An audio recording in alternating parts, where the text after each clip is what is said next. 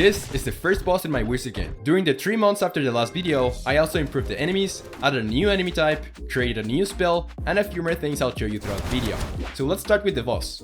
I designed the boss to look intimidating and powerful, but also slow. So the first boss battle is a bit more balanced for the player. After turning the design into a 3D model and setting it up in the project, it looked fine. But all he was doing was walking towards the player, so I had to give him some proper boss behavior. He's gonna slowly walk towards you, but every so often it will try to rapidly charge at you. So you will constantly have to be ready to dodge in order to avoid him.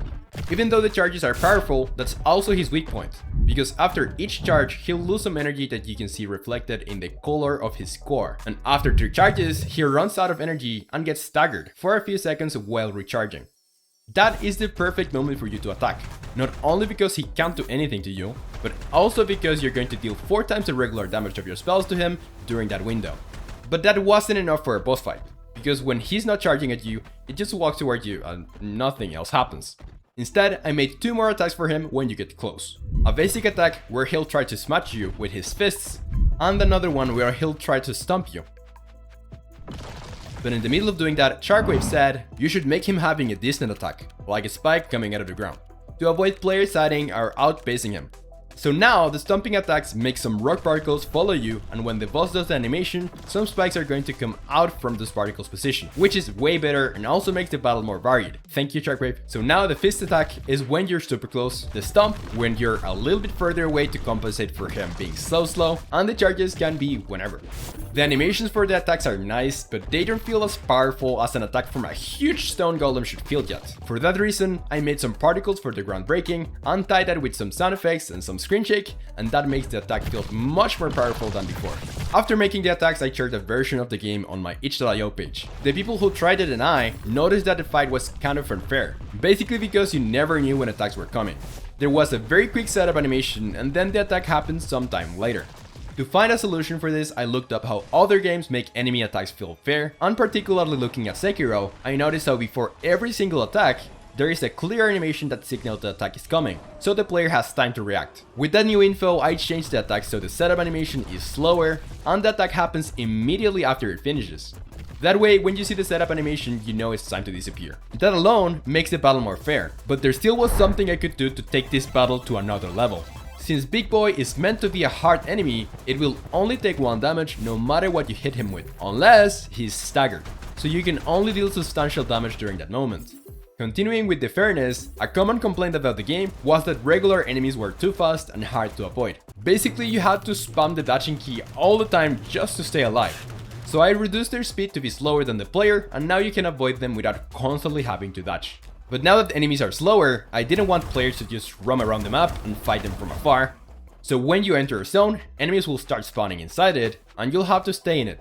Because if you leave, you'll start receiving a damage penalty that gets stronger the longer you stay outside. Another change I made to these guys was making their attack animation be diagonal and from the top instead of a horizontal sweep, because you can get on top of them and they were not going to reach you with the previous animation.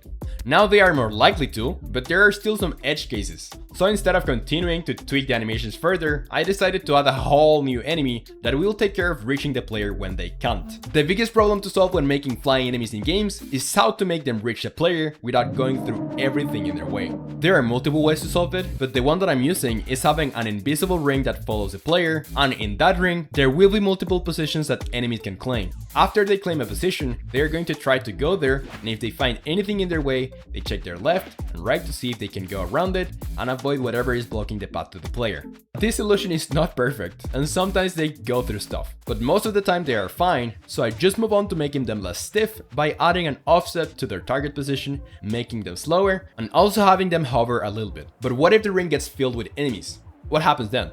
Very simple. I made another one. As soon as the first gets filled, flying enemies are going to start using the secondary ring. And as positions of the first ring get cleared, enemies will move to use it. The problem with these guys is that they were looking like some sci-fi drones, which doesn't really fit the game. So I looked for inspiration on other games. And by looking for inspiration, I mean I stole the design for the Minor Wisp from Risk of Rain 2 and slapped it into the game. But I made it into the style of the game with a variation for each element. Now that they were looking better and moving correctly, I made the enemies from the first ring coordinate to attack every so often. Depending on how many there are, 1, 2 or 3 will fire at you with a little delay between them. They are spawning with the rest of the enemies, so now there will be more of a challenge if you're trying to use elevation to your advantage. But it wouldn't be fair to just make the game more challenging without giving you more tools to fight, so I finally decided to fill the remaining slot on the spell selection menu. I used one of the other spells as a base, but made it more pointy, changed its color, gave it some very erratic particles around it to make it look like electricity, and added some sound effects to match it. When you hit an enemy with the spell, it will not only stun it for a bit, but it will jump to the 2 closest enemies in a radius and also inflict that stun status on them for a moment. I also added element immunities. So for example, the big boy is immune to electricity and fire, but you can still slow him down with ice. And since I was postponing making icons for the spells since the beginning of the project, I finally made some to show up in the UI. That's the changes I've made to the game so far. Go wishlist Mega Mage on Steam now, so you get notified when I release it. And if you have any ideas for the game, write them down in the comment section because I'm reading every single comment. I would also like to give a shout out to the winners of the art competition we had on Discord. The winner of the Christmas one was Mijo, a very cool coder and one of the originals in the community. And the winner of the Valentines competition, Faye, an awesome 2D artist known for their awesome pixel art, which has also been a member of the community from the very beginning. Thank you for watching, bye bye.